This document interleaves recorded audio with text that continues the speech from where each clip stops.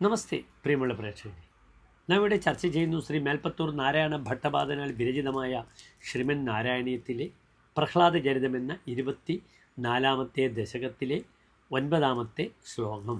പ്രിയമുള്ള പ്രേക്ഷകർ, ശ്ലോകം ശ്രദ്ധിക്കുക. പിതാ ശൃണ്വൻ ബാലപ്രകരമഖിലം ത്വൽസ്തുതിപരം രുഷാന്ധപ്രാഹീനം കുലഹതക കസ്തേ ബലമിതി ബലം മേ വൈകുണ്ഠസ്ഥവ തവ ച ജഗദാം ചാപി സ ബലം സയേവ ത്രൈലോക്യം സകലമിതി ധീരോയമഗതീത്. അടുത്തതായി ശ്ലോകത്തിൻ്റെ പദച്ഛേദം ശ്രദ്ധിക്കുക.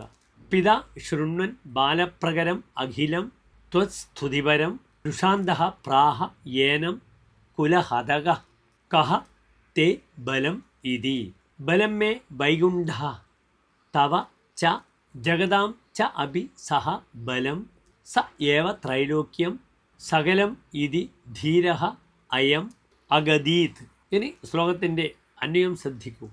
ബാലപ്രകരം അഖിലം ത്വസ്തുതിപരം ശൃണ്വൻ രുഷാന്തഃ പിതാ ഹേ കുലഹതക കഹ തേ ബലമിതി യേനം പ്രാഹ മേ വൈകുണ്ഠഃ ബലം അഭിജ തവ ച സഹ ജഗദാം ബലം സകലം ത്രൈലോക്യം സ ഏവ ഇതി ധീരഃ അയം അഗതീത്.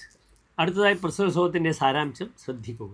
പ്രഹ്ലാദൻ്റെ സാരോപദേശത്താൽ അസുര ബാലന്മാർ എല്ലാം തന്നെ ഭവത് ഭക്തിയിലും ഭവത് സ്തുതിയിലും ശ്രദ്ധാലുക്കളാണ് എന്ന് അറിഞ്ഞ് കോപാന്ധനായ പിതാവായ ഹിരണ്യകശിപു അട്ടഹസിച്ചുകൊണ്ട് ബാലനായ പ്രഹ്ലാദനോട് നിനക്കാരാണ് ബലം തരുന്നത് എന്ന് ആക്രോശിച്ചുകൊണ്ട് ചോദിച്ചു.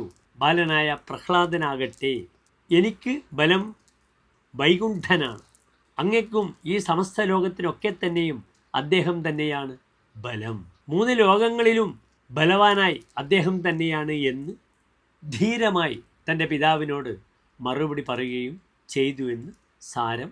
നമസ്തേ.